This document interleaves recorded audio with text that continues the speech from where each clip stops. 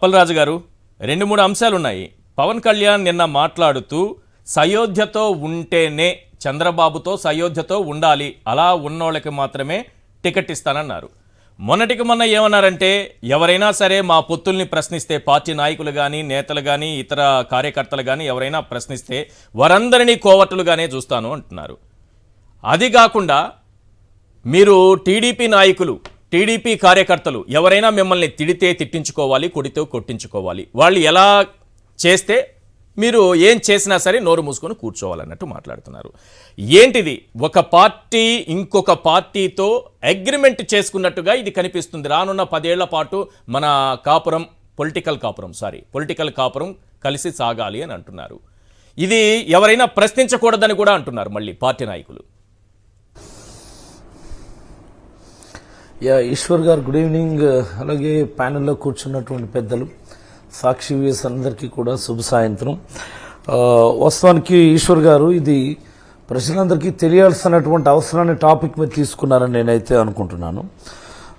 పవన్ కళ్యాణ్ గారి ప్రస్తావన ఒక్కసారి మనం పరిశీలిస్తే ప్రజారాజ్యం పార్టీ పెట్టినప్పటి నుంచి కూడా ఆ రోజు ప్రజారాజ్యం పార్టీ పెట్టి యువరాజ్యం అంటే యూత్ విభాగానికి అధ్యక్షుడిగా ఉండి అప్పటి నుంచి లేటర్ ఆన్ వాళ్ళ అన్నయ్య గారు అంటే చిరంజీవి గారు పార్టీని వేరే పార్టీలో కలపడం, తర్వాత మళ్ళీ తన ఐడెంటిటీ కోసం అంటే ఇప్పుడు ఆయన పార్టీ పెట్టింది చంద్రబాబు కోసం అని చెప్పి అనేక సందర్భాల్లో చెప్పినప్పుడల్లా పవన్ కళ్యాణ్ గారి తరఫున ఆయన కానీ లేకపోతే నాదెండ్ల మనోహర్ గారు కానీ వెంటనే మీడియా ముందుకు రావటం, లేకపోతే ఒక ప్రెస్ నోట్ రిలీజ్ చేయటం, జగన్మోహన్ రెడ్డి గారిని తిట్టడం, ఇంకోటి ఇవన్నీ కూడా అసలు నేను అనుకుంటా ఉన్నాను.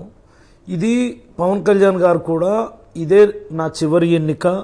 ఎందుకంటే ఆయన హోల్సేల్గా ఆయన అమ్మేశాడు, ఆయన హోల్సేల్గా మొత్తం అమ్మేశాడు పార్టీని. అంటే ఇంకా there is no question of అంటే దాన్ని ఏమంటారు విలీనం అన్నటువంటి ప్రశ్నే లేకుండా నేరుగా పవన్ కళ్యాణ్ తన అభిమానుల యొక్క బలాన్ని అంతటినీ కూడా గంపగొత్తగా ఒక రేటుకి అమ్మేసి ఆ తర్వాత చంద్రబాబు ఏం మాట్లాడమంటే మాట్లాడుతున్నట్టు అనుకోవచ్చు దీన్ని మనం.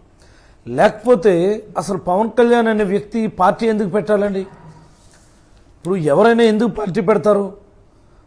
తనకున్నటువంటి అభిప్రాయాలను లేకపోతే తనకున్నటువంటి సోషల్ కాన్షియస్నెస్ను తన పోరాటం ద్వారానో తన తెగింపు ద్వారానో ప్రజలకు మంచి చేయాలన్నటువంటి ఉద్దేశంతో. ఇక్కడ ఎక్కడ ప్రజలు అన్నటువంటి ప్రశ్న ఉండదు. ప్రజలన్న స్థానంలో చంద్రబాబు లేదా చంద్రబాబు యొక్క వారసులు అన్నటువంటి లక్ష్యంతో అమ్మాతదానికి ఈయన ఎందుకు పార్టీ పెట్టాలి?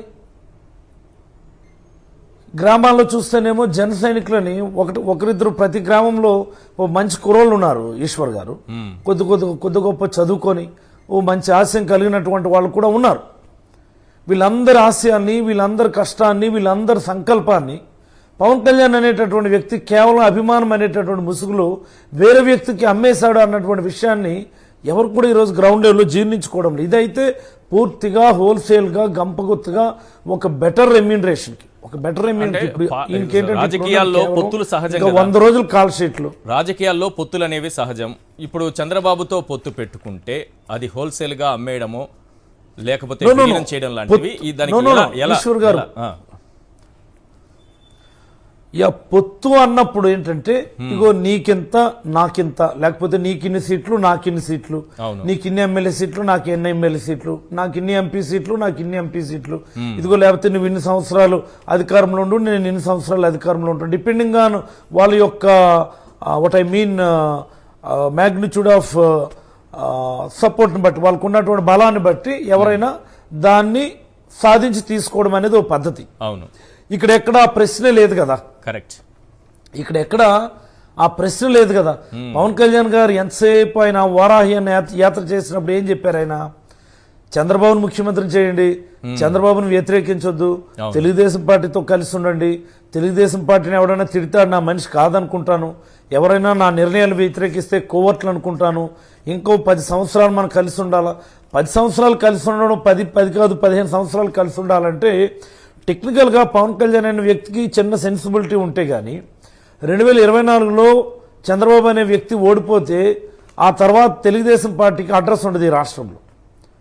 ఈయన కొద్దిగా ఓపిక పడితే, సెన్సిబిలిటీ ఉండాలి దాన్ని, కొద్దిగా ఓపిక పట్టి ప్రజల్లో తిరగాలి, నేను ప్రజల్లో బలాన్ని పెంచుకోవాలని అనుకుంటే 2024 తర్వాత ఆయనకు ఒక మంచి పొజిషన్ వస్తుంది. ఓకే. ముఖ్యమంత్రి కాలేకపోవచ్చు కానీ ప్రజల్లో మంచి పొజిషన్ వస్తుంది. మ్మ్.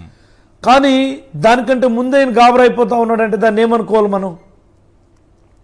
సో దాన్ని ఆల్రెడీ అమ్మేశాడు ఆయన, సేల్ చేస్తాడు. సేల్ చేసే ముందు, అఫీషియల్గా అనౌన్స్ చేసే ముందు ఆయనకు ఉన్నటువంటి టైంని, కాల్ షీట్స్ని అన్నిటికీ కూడా ఆయనకి ఇచ్చి ప్రతి రోజుకి ఇంత అన్నటువంటి ఒక రేటు కట్టి ఆయన చంద్రబాబు అయితే ఈయన కొనుక్కోవడం అన్నటువంటిది పక్కా వాస్తవం. మోరోవర్ ఈ ఈ ఈ ఫ్యాక్ట్ అనేది ఆయన మాటల ద్వారానో ఆయన చేతల ద్వారానో ఎస్టాబ్లిష్ అయింది.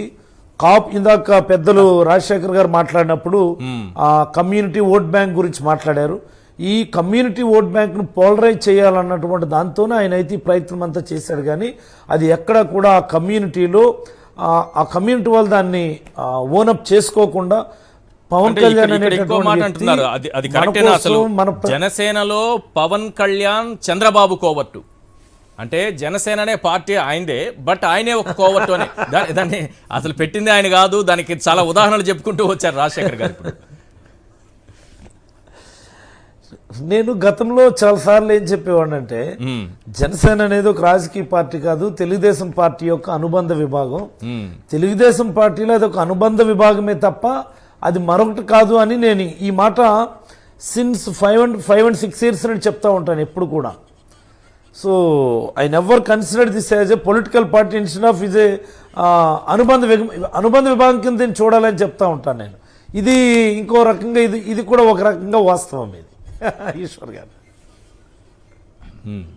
రైట్. ఇది ఆయన మీరు అన్నారు కదా, కాపుల గురించి రాజశేఖర్ గారు అన్నారు, మన అప్పలరాజు గారు కూడా అన్నారు.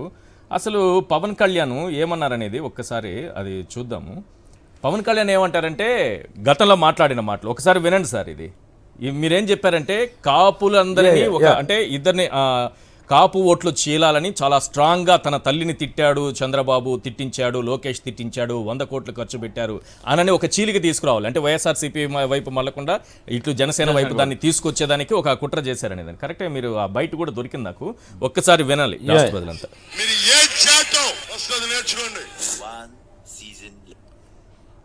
ఎస్, కాసేపట్లో అది ప్లే చేస్తాను. ఇక్కడ పవన్ కళ్యాణ్ గారు నిన్న జగన్మోహన్ రెడ్డి గారు అన్న మాటకు చాలా నొచ్చుకున్నారు. నాన్ లోకల్ అని ఆంధ్రప్రదేశ్లో ఎన్నికలు అయిపోయిన తర్వాత దాదాపు 1700 అంటే 2019 ఎన్నికల మీద బట్ 1700 days అయిందండి. Okay. Pawan Kalyan's presence in Andhra Pradesh is 50 days. 1700 రోజులలో కేవలం 50 రోజులు మాత్రమే ఉన్న నాయకుడిని, ప్రజల మధ్యలో ఉండటానికి ఇష్టపడని నాయకుడిని, ప్రజలతో కలవడానికి ఇష్టపడిన నాయకుడిని. ఇంకొకటి ఆఫీసులో పనిచేసిన సందీప్ ఏం చెప్పారంటే ఆఫీస్ పవన్ కళ్యాణ్ వస్తున్నారంటే మొత్తం ఎవరో ఒకళ్ళు కూడా ఉండకూడదు, కర్ఫ్యూ పెట్టినట్టు ఉండాలి. ఆయనకి డైరెక్ట్ కార్ రావాలి, లోపలికి ఎంట్రీ వెళ్ళిపోవాలి, ఎవరు ఒక పురుగనే వాళ్ళు ఉండకూడదు అక్కడ. అంటే ప్రజల కలవడానికి అంత చిరాకు, అంత చీదర, అంత ఏహే భావం ఉన్నారు ప్రజల పట్ల. ఆయన రాజకీయ నాయకుడు ఎలా అవుతాడు అసలు? సో ఆయనకి ప్రజలను కలవటం కానీ, అసలు ఆఫీస్కి వచ్చేదే ఏడాదికి 2 సార్లు, ఇయర్లీ ట్వైస్. రైట్. మీరు చెప్పండి రవికిరణ్ గారు, ఏంటి కామెంట్స్? పవన్ కళ్యాణ్ సొంత పార్టీ నాయకుల్ని కోవర్టులనే అంశం కానీ 10 ఏళ్ల పాటు మనం పొత్తులో వెళ్ళిపోతున్నాము, ఈ సందర్భంగా ఎవ్వరు సయోధ్యతో ఉంటే చంద్రబాబుతో వారికే నేను టికెట్లు ఇస్తాను, మిగతా వాళ్ళకి ఇవ్వను అని చెప్పటం కానీ, టీడీపీ నాయకులు ఒకవేళ తిడితే తిట్టించుకోండి, కొడితే కొట్టించుకోండి అన్నట్టుగా మాట్లాడడం, వాళ్ళకి ఎదురు తిరగకండి అని మాట్లాడడం, ఇది ఒక బీజేపీ కూడా వార్నింగ్. అది చంద్రబాబుతో సయోధ్యగా ఉంటేనే మీరు మాతో పొత్తులో ఉంటారు, లేకపోతే మీకు కూడా పొత్తులో టికెట్లు. బీజేపీకి వార్నింగ్. డెఫినెట్లీ